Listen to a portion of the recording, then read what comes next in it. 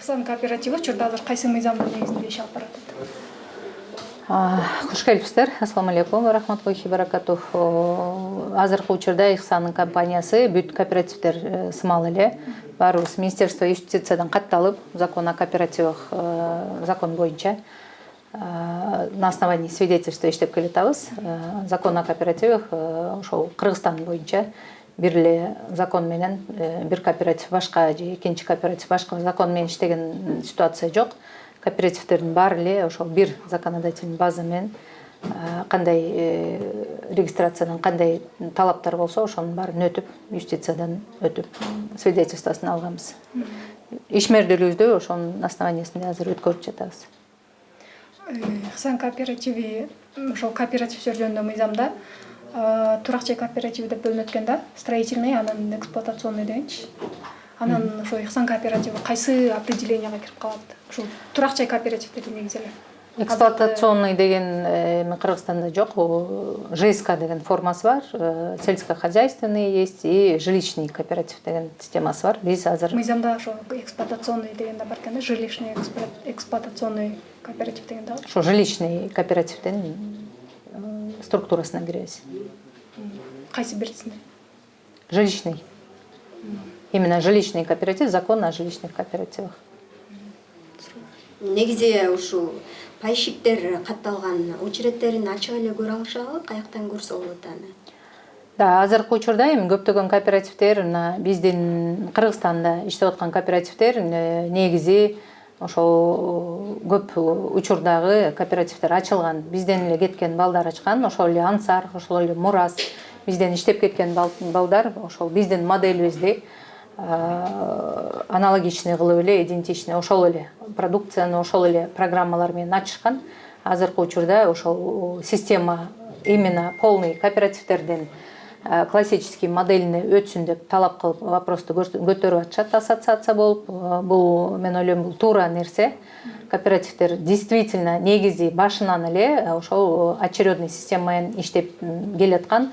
Ошол сыяктуу эле биз деле Ихсан кооператив очередной системасы база 1С бухгалтерский базада учет очередности у нас есть. Ошол тармактан единственный биз онлайн необходимость жок үчүн элдер мен канчанчы очередте турам, качан алам деген суроо талап жок үчүн биз ошол 1С программабыздан эле очередти көрүп, өзүбүз по очереди каржылай бергенбиз. Азыркы талапта учурда биз эч нерсе бир жаңылык же бир өзгөртүү же бир нерсе киргизип аткан жокпуз. Единственное сайттарыбызга же приложениеге азыр открытый формасын жасап, ошол приложенияны разработка кылып атабыз. Именно элдер регистрация кылып скачать этсе, приложение Ихсан, ошол жерден өздөрүнүн очередностин, прозрачный сделкаларын, документ оборот бүт баарын көрүп турушат. Ошондуктан буга чейин деле Ихсан кооператив очередный системаны нарушать этпей эле, кимдин кезеги кимдин артынан келген, ким биринчи келсе ошол кезекте 1С программасында кандай көрсөтүлүп турса, ошондой менен эле каржыланып келген. Эми кооперативдердин иштөө принциптери бар турбайбы? Жети принципи, ошонун негизинде жанагы очередность ачык, айкын болуш керек деген талап бар экен да. Анан ошол талап толук аткарылбай жатат десек болобу мындай учурда? Анткени мисалы мен кезекке турсам, ошол кезектин жибип атканын ачык көрө албайм да ошондо. Азыркы учурда 3-4 кооперативдин моделинде ачык очередность көрсөтпөй срок деген мөөнөт менен иштеп атышкан. Башка кооперативдер классический форма очередность, прозрачный көрсөткөн, но тоже не все кооперативы прозрачность деген нерсе эми, наверное, актуальный болбогон үчүн элдер эми карапайым эл биздин келип аткан кардалдарыбыз сайтта биздин логин, пароль, биздин очередти көрсөтүп бергиле деген талап жок эле буга чейин. Азыркы учурда именно кооперативдердин системасына бир аз коопсуздук жаралып аткан үчүн ошол очередный системаны онлайн көрсөткүлө деген талаптар коюлуп атат. Биз ошол талапты өзүбүздүн базабызда да бир жолу айтып кетебиз. Өзүбүздүн базабызда бар очередный система. Ошол нерсени эле онлайн платформага чыгарып разработка кылып көрсөтө алабыз. Буга чейинки болгон жумушту ошол эле очередность менен так аткарылып келип, бирөөнүн артынан бирөө келсе, только ошол очередь менен алынып жүргөн бул кезекте деле. Эгерде какой-то нарушение болуп же мөөнөтү келе элек болсо астына чыгып кетип алган учурлар болгон эмес. Ошол статистиканы дагы көрсөткөнү биздин в принципе приложение позволяет. Азыр ошону разработка кылсак, буга чейинки 3400 кишини үйлүү кылдык деп атабыз. Ошол очередность көрсөтүп берсек, там будет понятно, что все очередь в кооперативе Ихсанда, очередь системасы так аткарылып келген экен. Азыр канча киши очередте турат? Азыр очередте өзүбүздүн базабызда 6000ден жогору. Бюджет кандай бекитилет? Негизи бюджетке ушу кооперативдин ар бир мүчөсү катыша алабы? Бюджетти бекитүүгө жыйындар болуп. Бюджет бекитүү деген, мен ойлойм, кооперативде бюджет бекитүү деген бул эми кандай бир общий бюджетти коюп алып анан кийин беките турган система жок да. Бул жерде метод ашара. Кооперативде өзүңүздөр окуп, дайындалып, даярданып келдиңиздер да. Канча эл келсе, невозможно заранее предугадать канча эл келет, могул айда мынча келет деп бюджет закладывать. Мындай нереальный нерсе да. Бүгүн мына могул айда мага мынча киши келет, могул айда мага мынча киши келет деп заранее планировать бюджет. Да, примерный анализ рынка можно делать, а бюджет прям как мамлекеттик деңгээлдегидей бюджет, мына айда мынча бюджет болот, ошончага алабыз деген система, бул ашар метод болгондуктан бул жерде невозможно предугадать, сколько бюджета будет у вас на сегодняшний день, да? Мисалы, бир айдагы келген финансовый поток, мисалы, февральда ушунча болду, ушунча миллион сом, анын ушунчасын мисалы айлык акыга кетиребиз. Анын ушунчасы, допустим, канцелярияга кетет, же ушунчасы дагы кошумча чыгымдарга кетет деп туруп. Расходный баланс. Да, конечно, есть ежемесячный баланс, ал естественно ошол, если новые филиалы не открываются, ал баланс ошогунча эле расходная часть она ограничена. Эгерде жаңы филиалдар ачылып, какое-то мероприятие болсо, соответственно, дополнительный бюджет закладывается. Ошол жөнүндө мүчөлөрдүн кабары бар да, билишет да, азыр ушул айда ушунча, допустим, расход кетти. Ушунча финансовый поток болду.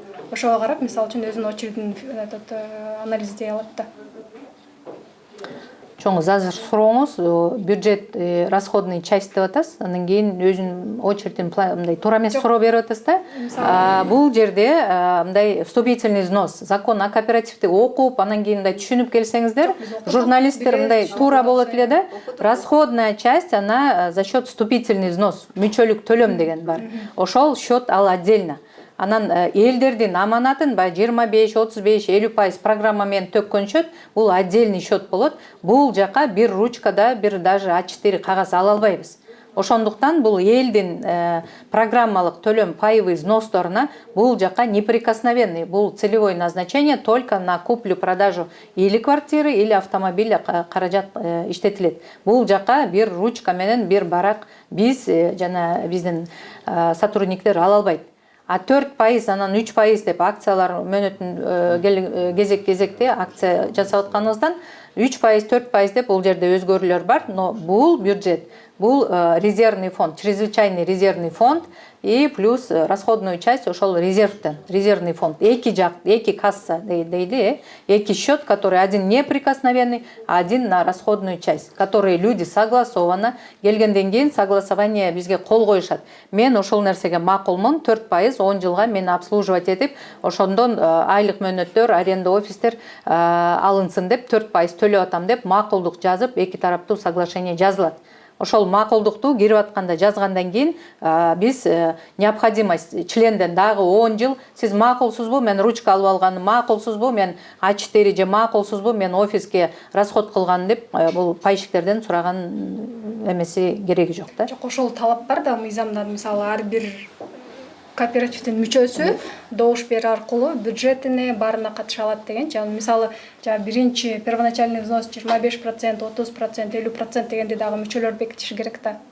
Изначально бул программаны члены кооператива, кооперативдин негиздөөчүлөрү эң биринчи 7 киши чогулуп алып ошол программаны устав менен программаны бекитип алат. Анан годовой отчет болгондон кийин ежегодный годовой отчет кооперативдер такташ керек, өткөрүш керек. Бул нерсени ошол жерде бюджетке закладывать эткен мынча сумма деп ошол годовой отчетто прозрачный көрсөтүп беришет.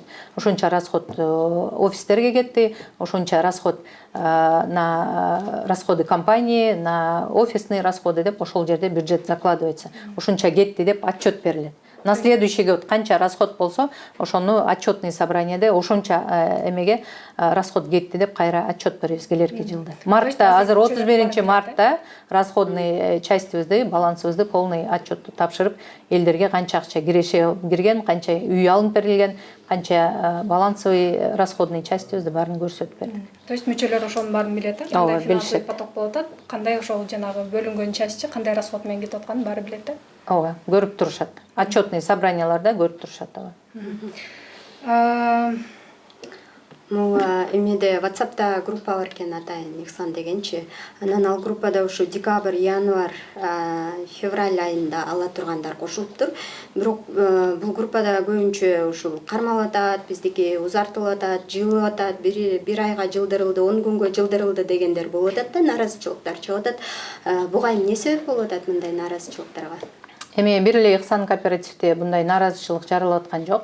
Биз эң чоң Кыргызстанда эң андай весомый кооператив болгон үчүн бизде ушундай ситуация эл көбүрөөк. Азыркы учурда мына пайшыбыздын бирөө сүйлөп атат, 56-чы болуп очередке жетекчилерге жазылыпмын деп. Да, Ермат Камчык жана мен прием кылып атабыз. Ар бир күнү 100дөн 150дөн киши прием кылып, баары менен сүйлөшүп, кездешип атабыз. Сизге окшоп сиздерди журналисттер келип тартабыз дегенде эл өзү тарттырбастан камераларын алып чыгып кеткиле. Бул жерде биз внутренний механизмди биз өзүбүз чечебиз.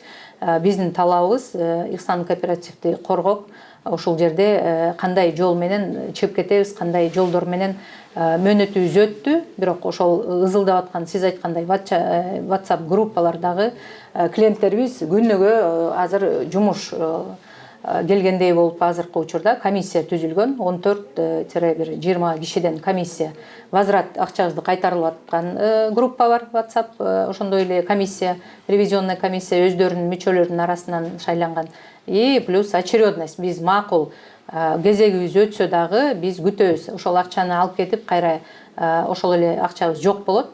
Макул биз күтөбүз, бирок прозрачный ошондой онлайн очередности коюп, ошол графиктерди түзүп бергиле деген өздөрүнчө комиссия бар. Ошол эле сиз айтып аткан WhatsApp группада 14 киши комиссиянын мүчөлөрү отурушат. Ошолор полностью информация берип, кайсы айдан кайсы айга чейин очередности баарын документацияны көрүп, действительно ли очередь соблюдаться этилип атабы, список боюнча өздөрү очередь түзгөнү жардам берип атышат, көзөмөлдөп атышат. Ошондуктан бул жерде нааразычылык акция, азыр бир кандай бир журналисттер келип кууп чыкканына, кече күнү Азаттыктын журналисттерин действительно эл кууп чыкты. Сен тартып, ушундай негатив таркатып аткан үчүн биздин ишибизге тоскоол кылып атасың, биз эл өзүбүз чечебиз. Бизди тарт деп биз чакырсак, тартыңыздар. Аны тартпа деп кууп чыкса, дагы туура эмес маалыматты, терс маалыматтарды сиздер мындай туура көрсөтүп чыгышыңыздар керек. WhatsApp'тагы ушу группа комиссия деп айтып атпайсызбы? Комиссия түзүлдү. Бул комиссиянын түзүлгөнүнө жаңылбасам бир 15 күндөй болуп калды, жаңылбасам. Эмне үчүн буга чейин ушундай комиссия түзүлгөн эмес да? Комиссия кооперативдин негизинде комиссия чрезвычайный ушундай форс-мажорный ситуацияларда ревизионный комиссиянын саны көбөйүп, из членов комитета, из членов правления, из членов пайщиков деп ошондой ревизионный комиссия түзүлөт из-за чрезвычайного положения. Анан массовый бир дагы система 100дөн 200дөн кишилер коопсуздук жаралып, но ушундай эле сиз сыяктуу СМИлер келип туура маалымат бербестен искаженный формада маалымат берип аткан үчүн кооперативтердин баарына азыркы учурда ушундай коопсуздук ситуация болуп атат.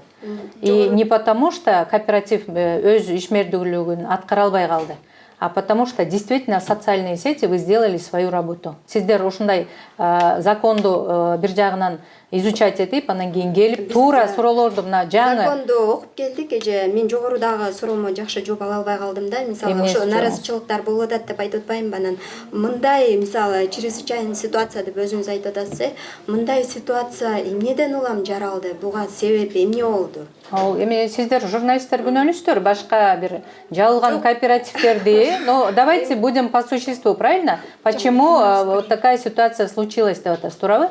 Я вам говорю, если бы только один Ихсан кооперативде ушундай көйгөй болсо, мен да, я бы сказала, Ихсан кооперативдин системасында сбой болуп, биз иштей албай калдык, ошондуктан ушундай деп айтсак болот. Бирок азыр орозо күнүндө биз ачык акыйкат маалыматка келдиңиз да, туурабы? Бир гана Ихсан эмес, бардыгы Кыргызстанда существующий кооперативке социальные сети сиздер ушундай зыян келтирип атасыздар.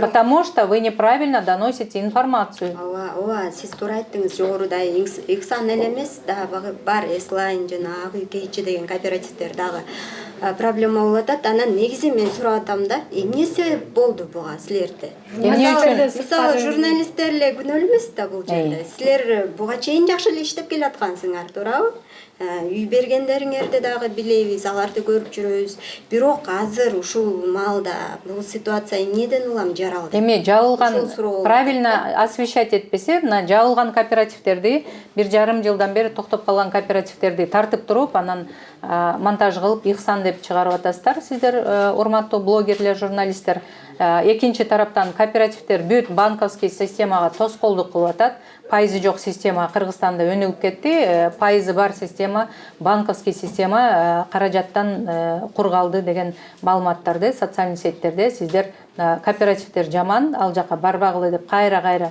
блогерлер бир эмес канча сайттардан айтып атышат ошол эле нерсени бир порталдан сиздер журналисттер таркатып атасыздар ошондуктан эл азыр социальный именно вопрос социальные сети делают сейчас информационную войну эгерде бул нерсе токтото албасак бул ошонча 7000 киши бир эле биздин кооперативде башка кооперативтерге укмуш киши келип алардын ишмердүүлүгүн сиздер тартып освещать этпей атасыздар азыр мына Эслайн өзүңүз айтмакчы Эслайн жабылып калган кооперативди айтып атасыз да бир кандай дом деп атасыз жабылып калган кооперативтерди айтып атасыздар да но в нашем случае мына бир күндө 200дөн киши кабыл алып атабыз 200 киши массовый заявление жазып Ихсан бизди жалган айтты же бир ушундай системасы токтоп калды жабылып калды деген жери жок да туурабы система она да действительно азыр форс-мажорный ситуацияда столкнулась потому что массовый негатив кеткен үчүн кооперативдер жөнүндө туура эмес маалымат именно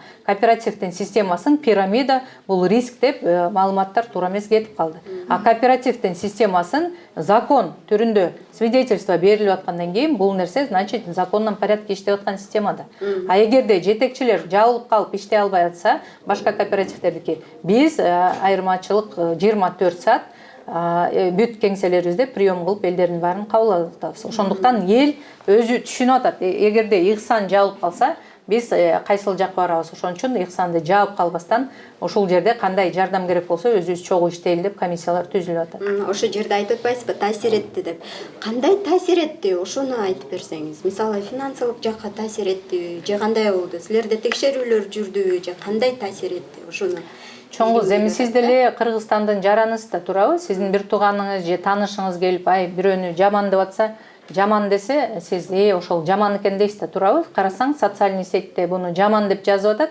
кой ошого жакын жолобош керек дейт туурабы 1,5 жылдын ичинде Ихсан жөнүндө жаман сөз уктуңуздар беле было такое что Ихсан жөнүндө бирөөнү алдап кетиптир же бир кандай бир үйүн алып бербей же мөөнөтүнөн узарып кеттир деген 1,5 жыл мына Кыргызстан боюнча дүңгүрөтүп кечетен бери Кочкордон Караколдон баштап тиги Тажикстандын чек арасына чейин филиалдарыбызга барып келдик Ихсанды кечирип коесуздар айылдын тиги бир границанын чек арасына чейин адамдар ар бир үйдө стучать этип келсеңиз Ихсанды билет экен потому что это хороший пиар мына тууганым алды эжем алды сиңдим алды ошол нерсе жакшы деп эл өзү эле биз өзүбүз укмуш реклама кылган жокпуз алган эл өзүнүн эле бир туугандарын чакырып кайра ошол системаны көтөрүп алышты азыр эми сиздердин информацияңыз социальный сетьке тараган үчүн кайра бул информацияны ошол каралоо системасына өтүп кетип атат бул нерсе азыр даже комментарий вот окусаңыздар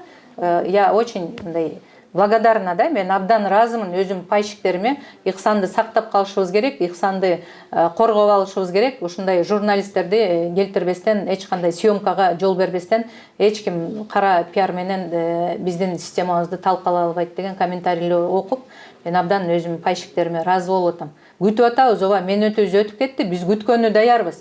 Үйлүү болуп калсак, биз ошого ыраазыбыз деп көптөгөн кишилер келген учурда азыр мисалы үчүн очередке бизге жазылып, кезекке жазылып келгендердин кишинин саны абдан көп. Бир күндө жашырбайбыз 100дөн 150дөн киши кабыл алып атабыз. Но ар биринин ою макул, биз күтөбүз, канча мүнөткө күтөбүз. Макул прозрачный онлайн очеред кылсаңыздар, ошол очеред кылгандан кийин иштеп баштайсыздарбы? Макул, биз ошолго чейин сабыр кылып күтөйлү деп азыр элдер талабы ошол болуп атат. Менден суроо болсун. Бүгүн эле уктук, Иксан кооперативине карата кылмыш иши козголуптур. Алдамчылык боюнча деп, анан ошол арызданып жазган арыз жазгандар бар экен да, ушул боюнча кандай комментарий бересиз? Эми арыз жазгандардын саны канча экенин билбейм. Кооперативдин пайщик менен отношениясы бул уголовный делого жатпайт, потому что на основании договора, на основании соглашения бул нерсе эми как мошенничество не рассматривается. Ошондуктан гражданско-правовое отношенияде бул нерсе эгерде кооператив заведомо умышленный мен элдерди жалган айтам деп акчасын алып, анан нецеленаправленно использовать этсе, ошондо бул уголовный дело, мошенничество статьяга жатат. А эгерде на основании договора, на основании соглашения бул нерсе действительно целенаправленный болуп, по закону кооператива на приобретение жилья, на приобретение предыдущих очередников кетсе, соответственно, бул жерде уголовный делонун негизи жок. Ошол эле пайщиктер, мисалы жана группаны айтып атпайбыз, WhatsApp группада 1-2 эжелердин жазгандарын окуп калдым да, вот акчамды салдым, 3 ай күттешти, 3 ай күткөндөн кийин барсам дагы беришкен жок. Анан вот мени күйөөм үйдөн кууп чыгып атат, ажырашууда турам деп ыйлап жазгандар көп болуп атат да. Анан ошолор эми жок дегенде акчасын же үйүн алат деген гарантия барбы азыр? Азыркы учурда мына 3400 кишиге үй алып бердик деп атат. Булардын үйлөрүнүн баары госрегистрде арестте турат. Бул акча эч жакка чыгып кеткен жок. Сыртка офшорный счетторду ачып алып биз чыгарып кеткен жокпуз. Госрегистрде канча үй катталган болсо, ошолордун бааларын, суммаларын канчага сатып алынган болсо, элдин акчасы ошол госрегистрде арестте турган квартиралар менен саны чыгат. Эгерде кооператив ишмерлигин токтоп такыр кооперативге киши келбей калса, ошол возвратный средстволордон элдер бардыгы өз каражаттарын өзү алат. Эгерде бизге кирген мүчөлөрдүн саны бардыгы массовый, биз кооперативдин мүлкүн полностью сатууга чыгарып, полностью акчаларды кайтарып эме кылса, анда ар бир член кооператива ошолго келишимге кол койсо, ошондо гана мүлктөрдү сатып, кайра элдердин акчасын чогултуп, баарына ким канча салган бөлүп бериш керек. Bundan сырткары ал үйлөрдүн баасы азыр күн сайын жогорулап атат. Ошондуктан бул жерде они еще если Кудай сактасын, конечно, ал ситуацияга эч ким макул болбойт, потому что үй алгандар уже ремонт кылып жасап алган. Ошондуктан закон о кооперативах бул нерсеге жол бербейт. Эгерде 100% кирген элдин баары кол коюп макул үйлөр сатылсын десе, только ошол учурда сатылат. Азыр жок дегенде бир киши мен против десе, соответственно, бул чечим кабыл алынбайт. Ошондуктан мен ойлойм, кооперативдин системасын башка мамлекеттерде эч ким монтип жаап же буттасуу уголовный дело менен жаап таштаган жок. Бул нерсе иштеп келатат. Ар бир өнүккөн мамлекетте кооперативдердин өмүрү 50 жылдан жогору. Ошондуктан эми Кыргызстан биз демократичный мамлекетпиз да, эл ушундай пайызы жок системаны тандап атса, эмне үчүн бул пайызы жок системаны жок кылып туруп, банковский системага элди түртүшүбүз керекпи? Наоборот, банковский системанын пайызын төмөндөтүш үчүн башка мамлекеттердин моделин алып, кооперативдер альтернатива болуп, наоборот, конкуренция болуп, банктардын пайызын түшүргөнү аракет кылыш керек. Эгерде мындай туура эмес конкуренция болуп, кооперативдерди каралоо пиар менен ушундай наемный акча төлөп журналисттерди улам жөнөтө берсе, анда соответственно элди кайра эле туңгуюкка кооператив эмес, ошол банковский процентный системалар кайра эле мусулман элди пайызга башын айрылтпастан ошол арамдан чыкпастан ошол экономикабыз ушул боюнча тура берет. Өнүгүп өскөн мамлекеттин санына бир дагы пайыз менен биз кире албайбыз. Качан альтернатива болуп банктардын системасын процентный ставка түшүргөнү, альтернативный движение, альтернативный ушундай механизм иштесе, только ошондо гана банктын пайызы төмөндөйт. А эгерде кооперативдер жоюп, мына кооперативдер жаман, буларды камап салыш керек, буларды жоюп салыш керек, только банктар иштесин десе, эл кыйналат, банктардын пайызы улам өсө берет.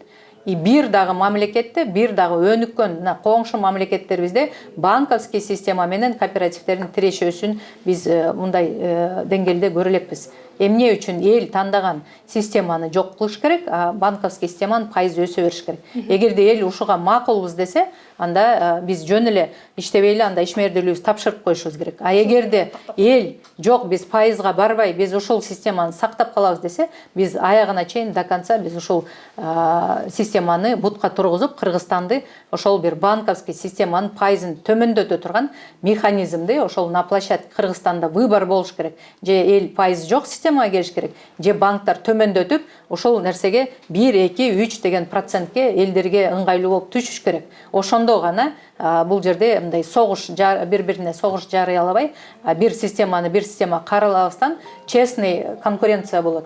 Конкуренция всегда должна быть честной. Мисалы банковский система бизге каршы туруп атат деп атпайсызбы? Кандайча каршы туруп атат? Банковский система каршы турган деп аткан жерибиз жок. Банковский системада бул кооперативдин системасы риск бар деп атат. Да, риск возможно, если социальные сети улам это риск, улам это неправильный механизм, улам кооперативдер бул жабылып калат, бул пирамида деген маалыматтар кете берсе, соответственно риск болот. Элдер жаңы келе турган эл менен мурунку келгендердин тиреши противостояниясы көбөйүп кетет. Үй алгандыгы дагы, күтүү мөөнөтүн дагы ошол экөөнүн арасындагы мамилелерди биз, мисалы үчүн биз как организаторы, биз как обслуживающий персонал, биз ошол нерсени, механизмди сактап калышыбыз керек. А для того, чтобы кооператив иштеш үчүн нужны новые вливания. Жаңы кишилер келиш керек для поддержки этой системы. Потому что кооперативдин системасында основной паевый фонд формируется за счет новых приходящих клиентов. А улам эле социальный сеттерде ушундай каралоо маселеси боло берсе, соответственно, бул нерсени шатать этет. Анан бир эле мен эмес, канча деген миң деген киши, өзүңүздөр билесиз, биздин Кыргызстан демократичный, бул эл кайсыл жакка барат? Улам эле сиздер ошондой каралап кооперативдер жабылып атыптыр, бирөө ыйлап атыптыр, бирөө минтип атыптыр. Ошо ыйлагандарга жардам беришибиз керек да. Сиздер ошо ыйлаганды ыйлатпастан биздин тарабыбызды туура терс жагын эмес, оң жактарын ошонча киши эл үйлүү болгон турбайбы, пайызы жок жашап аткан турбайбы, ошол арамдан башы айрылган турбайбы деп освещать этип берсеңиздер, сиздер элдин көйгөйүн чечкен болосуздар да. Улам кооперативдердин жаман жагын ушундай токтоп калды, айткан сөзүнөн турбады дей берсеңиздер, анда соответственно бул жер нааразычылык көбөйө берет. Бүт кооператив бир эле Ихсандык эмес, Ихсан чоң огромный механизм болуп калды. Эгерде Ихсан ошентип жыгылып же бир нерсе болуп кетсе, башка кооперативдерге жизнь бир дагы киши ишенип башка кооперативге барбайт. Тактап кетейин, анда сиз азыр финансовый пирамида деп айтпадыңызбы? Көп эле экономисттер буну ишмердүүлүктүн азыркы жаңы чыгып аткан турак жай кооперативдердин ишмердүүлүгүн финансовый пирамидага теңдеп атат. Анткени сиз өзүңүз айттыңыз го, жаңы келген пайщиктердин негизинде капитал түзүлөт депчи. Канчалык көп келсе, ошончолук көп капитал түзүлүп атпайбы? Мисалы 3 адам үй алыш үчүн 9 адам келиш керек. 9 адам алыш үчүн дагы андан 3 эсе көп келиш керек да. Бул бара-бара эле жанагы ошол финанстын немесине кетип атпайбы? Чоңуз эми мондой жалпак сөз менен түшүндүргөндө, карапайым эл үчүн, мындай сиздер үчүн илгертен ата бабабыздан ашар деген жол калган, ашар менен бир урууда үй салып ар бирине мындай улусуна каратып, эң улусу, агасы, иниси болуп атып, кезек менен мына биринчиси агасына, улусуна салып берет, кийин инисине, кийин эжесине, сиңдисине болуп атып, ошол методом ашара үйлөр салынып келген. Бул система ошол эле жаңы нерсени кооператив ойлоп тапкан жок. Эгерде ошол ашар методду силер пирамида десеңиздер, Ашар башка да, мисалы 10 киши чогулуп бир ишти бүтүп ошону менен жаап коет да, ал бүтөт да. Ал кайра 20 киши чакырып муну кылалы, 10 киши чакырып анан ал чоңоюп кете бербейт да. Жок, биз, например, биздин кооперативдер деле ошентип иштеп аткан. кооперативтердин системада артыңан киши чакырып кел деген мындай сетевой маркетинг жок да. Ар бир киши өз каалоосу менен келет. Келет, кааласа өзүнө үй алгандан кийин биз жөнүндө маалымат таркатпай койсо деле болот да. Мына өзү бактылуу болуп үй алып алгандан кийин айтпай койсо. Биз принудительном порядке, мына сен үй алдың, андан кийин артыңан 10 киши же 5 киши чакырып кел дебейбиз. Бул системаны өзү эл тандап атат. Ошол бир тууганым алса, мен дагы келип ушул жерден үй алсам болот экен деп. Бул система эмне үчүн токтош керек? 1,5 миллион мигрант Кыргызстанда жарандарыбыз сыртта эмне үчүн жүрөт? Бир эле прямой вопрос. Сиздерге есть? Бирок Бул добровольный да. Жок, булар үй алабыз деп, можно я мысль докончу? 1,5 миллион үй албайбыз деген бир чечимге келеби? Вот все кыргызы выехали за границу, они работают, наши соотечественники, анан кийин сыртта жүрүп, жок, биз Кыргызстандан үй албайбыз, за границадан да үй албайбыз деген үй маселе, турак жай маселеси невостребованный болуп калды, нету. Потребителя нету деген жок да, туурабы? Анан киши Кыргызстанда киши төрөлбөй калат, анан үй маселеси кереги жок болуп калат деген тоже вероятность аз да. Бул нерсе, еще раз айтып атабыз, башка мамлекеттерде 50 жылдан бери иштеп келаткан система эмне үчүн Кыргызстанда пирамида болуп, башка мамлекеттерде пирамида эмес, а Кыргызстанда пирамида системасына айланып калабы? Это же неправильно. Турция мамлекетинде, өнүккөн мамлекеттер, Германия согуш малынан кийин именно кооперация менен өнүгүп, азыр 10 развитый мамлекет экономикасы жогору деңгээлдеги 10 мамлекеттин арасына кирет. Ошолордун баары основа этих государств является кооперативы, кооперация людей. Производственный кооператив, жилищный кооператив, сельскохозяйственный болуп атып, экономика, мамлекеттин экономикасы держится на кооперативной системе, да? Анан эми биз мировой деңгээлде практиканы Кыргызстанга сыртта жүрүп алып келип атсак, башка мамлекеттерде эч ким бул нерсени пирамида дебесе, бир эле Кыргызстанда пирамида деп обосновать этиш керек да. Анан пирамида деген эмне? Астында келген кишилер бактылуу болот, основатель, бир гана жетекчиси ар бир келген кишиден бонус алыш керек, денежный вознаграждение, артыңан канча 10 20 30 киши келсе, 700 миң кишиби ар биринен бонус алып, ошол пирамида болуп, жетекчиси сыртка же офшорный счетко акчаларды чыгарып кетиш керек. Ошондо пирамида болуп, элдин акчасы күйүп кетиш керек.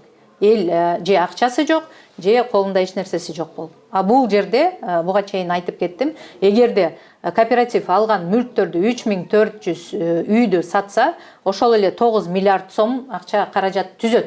Ошону кайра элдерге таркатып берсе, ар бир ыйлаган, сиз айтканда ажырашуу болгон кишилер өз акчаларын өзүнүн колуна алып, еще плюс үстүнөн недвижимость кымбаттаган сайын кымбат сатылып, еще дивиденд үстүнө еще пайдасы менен алат.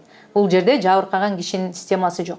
Пирамида это бул жерде мындай токтоп калып, компания жабылып калып, бир күн жок, бир күн бар, бир күн жок болуп жабылып калган компанияны пирамида десе болот. Биз азыркы учурда кандай деген уголовный дело, мошеннического характера эмне деген учурда дагы кооперативдин счетторунда бул неприкосновенный, бул система иштей берет. Счеттор, возвратный счеттор иштейт. Компаниянын кеңселери ачык туруш керек закондо. Ошол возвратный жаңы киши келбесе, кайтарылган акчаны освоить этип элдерге таркатып бериш керек.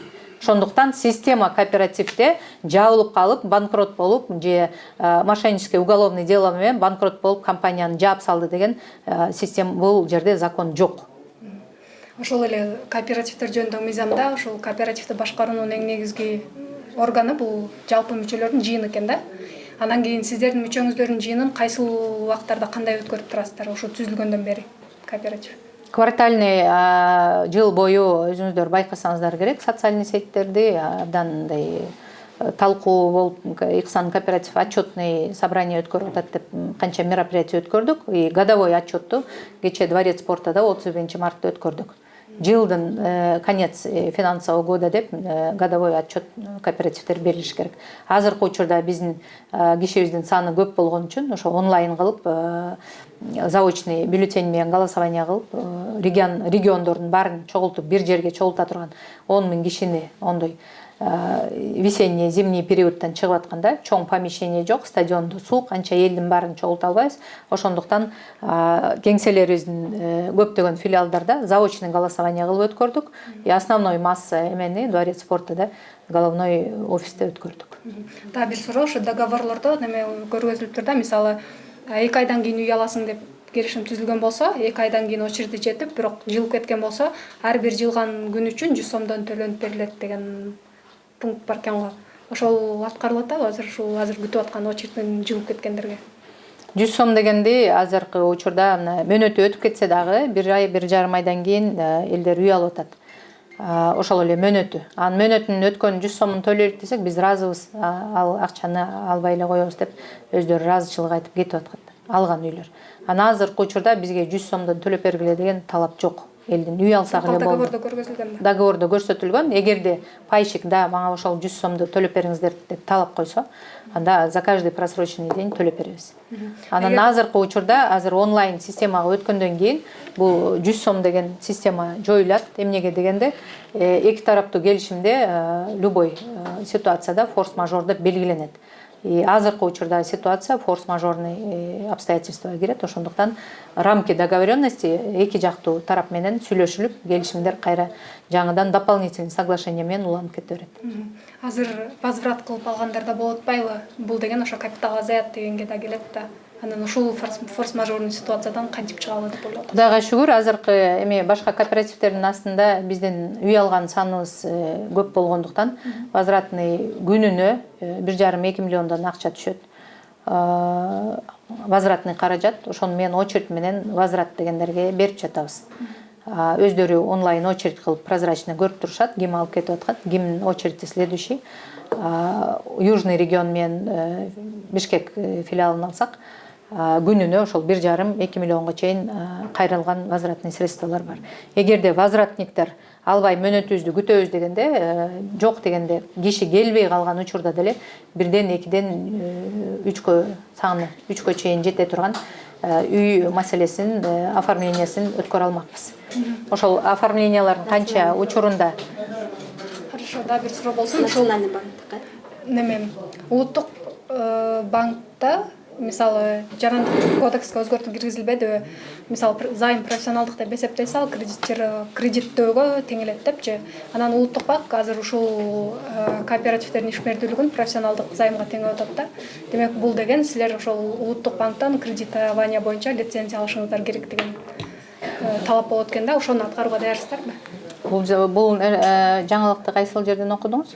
Жарандык кодекске өзгөртүү киргизилгени боюнчабы? Кайсы ноябрь, сентябрдагы айтып атасызбы?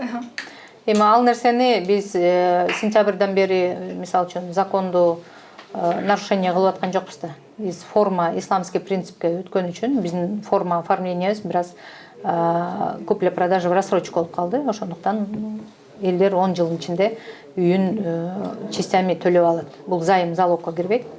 Бул частичный договор купли-продажи в рассрочку болуп системабызды ошол жолго туруладык.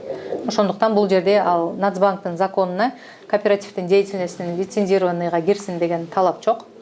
Азыркы учурда дагы Министерство юстицияда кечээ ошол 5 кооперативдин жолугушу болду. Биздин жетекчибизди Эрмат Камчекович чакырган экен, бирок эл менен кездешме жолугушу ушул процесстерди приемдон бошобой бара албай калды. Единственное айта турганым, бул жерде азыр кооперативтердин баары некоммерческий организациядан формасын өзгөртүп, лицензированный деятельностька өтсүн деген талап жок. Нацбанк тарап жактан дагы, Нацбанк бул нерсеге кызыккан деле жок болуш керек. Өздөрүнүн системасын, азыр банковский системасын лицензировать этип, өздөрүнүн жумушу көп болуш керек дейм. Анан бул нерсе некоммерческий организациялар лицензия Нацбанктан алсын деген талапты койбойт деле болуш керек. Дүйнө жүзүндө практикада жок. Единственное, Министерство юстициядан ошо законодательный базага законго поправка киргизип, единственный кооперативтердин баары бир единый окно менен, бир правила менен иштеш керек деген өзгөрүүлөр киргизилет. Ошол негизинде ишмердүүлүгүбүздү алып барышыбыз керек. Бир тактап өтөйүн да, мисалы, так азыр жанагы союз кооперативов барго, ошонун жетекчиси Айнура Иманбекова айтып атат да, бул жанагы элден акчаны алып, анан элге үй алып берип атасыздар да сиз, получается. Анан ушундай система болгондон кийин бул элдердин акчасына мындай мамлекет тарабынан да бир кандайдыр бир контроль болушу керек деп атат да.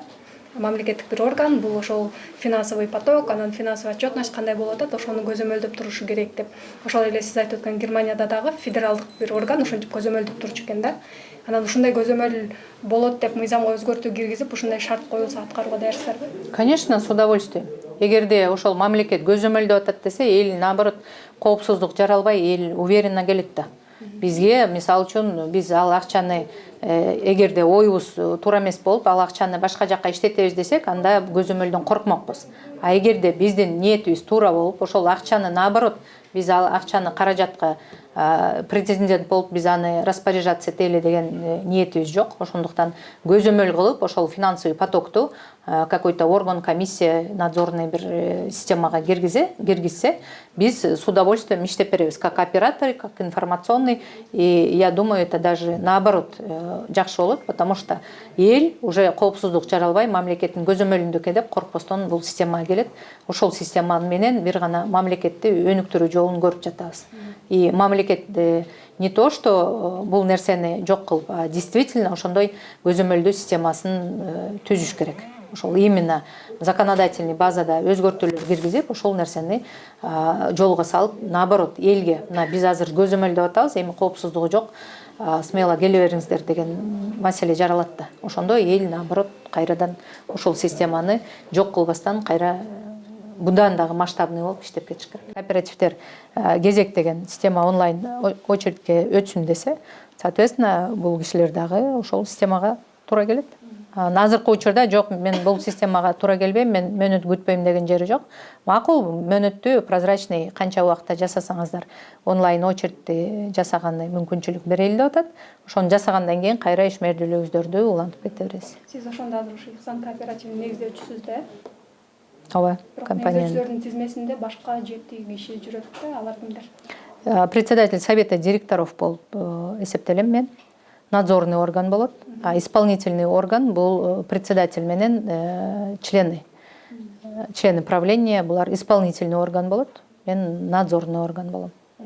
Ошол негиздөөчүлөрдүн арасында Ыкбал анан Айдана деген 2 айым дагы бар экен да, алар ошол Курсан Асановдун шайлоо фондуна 100 000 сомдон акча салгандар экен да. Анан то есть алар кооперативдин ошол мүчөлөрү, негиздөөчүлөрдүн мүчөлөрү кандай тандалып алынды эле? Анан ушуга кандай комментарий бериңиз? Эми ал кишилер жөнүндө кимди шайлоодо кимди шайлайт, кимдин фанаты же кимдин шайлоо фондуна акча салгандардан экен да. Шайлоо фондуна акча салган экен. Эми бул жарандар өзүнүн гражданский укугу бар го, кимге голосовать этип, кимди поддержка кылса фондго официально каражат төгүштүрбү? Канча экен?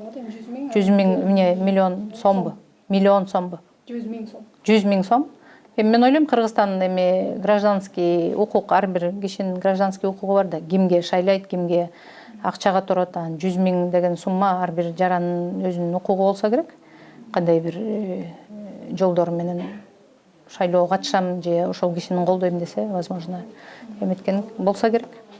Кооперативдин жанагы YouTube каналынын биринчи видеосун көрүп калдым да, отзыв калтырган ошол эле Ыкбал эже экен, негиздөөчүлөрдүн бирөөсү. Ошондо негиздөөчүлөр биринчи үй алды эле. Эми негиздөөчү деп эмес, член правления деген болот. Член правления учредитель. Укуктуу пайщик болуп, өзүнүн пайы менен кирип үй алса болот. Анан Ыкбал Нурдиновна кезекке турганда, биринчи кезекке турган пайщиктердин арасынан болот. Ошондуктан ал киши 4 баласы менен жалгыз бой аял, көөсү ошол жакын арада өтүп кеткен үчүн биз биринчиден ошол сооп иш кылалы деп ошол кишиге үй алып бергенбиз. Ошо правлениянын мүчөлөрүн ким шайлады эле? Правлениянын мүчөлөрү эми ким кооперативдин системасы кимге жакса, кимге туура келсе, мен ошол системаны иштейм, колдойм деген кишилердин баары мүчө болсо боло берет. Финансист, юрист же кандай бир. Мүчөлөр жыйында шайлайт да. 6 минимум 7 киши ошол келишим түзүп, биз ошол кооператив ачабыз деп бир маселени талкууласа, 7 киши минимум закондо бар нерсе, 7 киши чогулуп ачса болот закондо. Аналар кайсыл жактан, кимдин фанаты же кайсыл партийный принадлежность деп биз аны изилдебейбиз биринчиден. Экинчиден ал кишилер азыркы учурда бул кооперативден чыгып башка кооперативтерде ишмердүүлүгүн өткөрүп жатышат. Ошол эле бизден чыккан кооперативдер ошол башка мүчөлүккө кетишкен. Ошондуктан собранияде ошол выход кылып ордуна башка өзүбүздүн пайщиктердин арасынан активисттерди кайра шайладык. Ихсан деген курулуш компаниясында түзүлгөн Турбаева. Ал ушу Ихсан кооперативине тиешелүү компаниябы? Ал ушул эмненин негизинде түзүлдү эле? Кайсы каражаттын негизинде? Өзүнчө Ихсан компания эми силер юридический форманы билесиздер да. Строительный компания, ал акционерное общество, ал биздин кооперативге эч кандай тиешеси жок. Бир гана ал компания менен келишимибиз бар. Ал жерде курулуш компаниялар өздөрүнүн лицензиясы, өздөрүнүн застройщиктери бар. Эгерде биз пайщиктерибиз өткөрүп, пайщиктер ошол үйдөн алабыз десе, биз ошол каражатын гана которуп бере алабыз. Мен ошол үйдөн алам, мен эски үй албайм, жаңы үйдөн ошол жерден алам деген пайщиктерибизге мөөнөтүн узагыраак төлөгөн график менен келишимибиз бар. Эгерде биздин пайщик өтсө, 7 жылдан 10 жылга чейин рассрочка беребиз деген келишимибиз бар. Ошондуктан биздин кардалдарыбыз мөөнөтү келип, акчасына ошол жаңы үй алам, ремонту менен үй алам десе, ошол компаниядан биздин келишимибиздин негизинде курулуш объекттерин алса болот. Мөөнөтү жеткенге чейин эле жаңы эле катталганы келгенде деле ошол курулуш компаниянын объектилерин сунушташат экен да. Мисалы кооперативден ушул система менен ушунча пайызын төккөнү келдим угайын деп келсең, вот ушундай курулуш компаниясынан сизге алууну сунуштайбыз, сиз первоначальный ушунчасын төлөйсүз, анан ай сайын ушунча төлөй бересиз деп курулуш компаниянын системасын сунуштап атат да. Ушундай келишим бар да ошондой. Ооба, биздин келишимде ошол айтып кетип атпаймынбы азыр. Эгерде азыр эски үйдүн баасы квадратный метри $1000 болуп атат, жаңы үйдүн ошол биздин келишимибиз бар компаниясы менен ал жерде 650-750дөн квадратный метрин сунуштап атабыз. Эмне үчүн бул системага именно кооперативдин кеңселерине сунуштап аткандын основасы бул договорубуз бар, келишимибиз. Ошондуктан азыркы учурда элдин саны көбөйүп, азыр кардал көбөйүп, канча ошол жүздөгөн, миңдеген киши кирген сайын бул элдердин каражаты, соответственно, көбөйүп, каржылоо маселеси көбөйүп калат. Ошондуктан келген кишини сразу эле строительный компанияга өткөрүп сунуштай берсек, ал жерде өзүнүн графигин өзү строительный компания төлөп, эч кандай кооперативге нагрузка келбейт.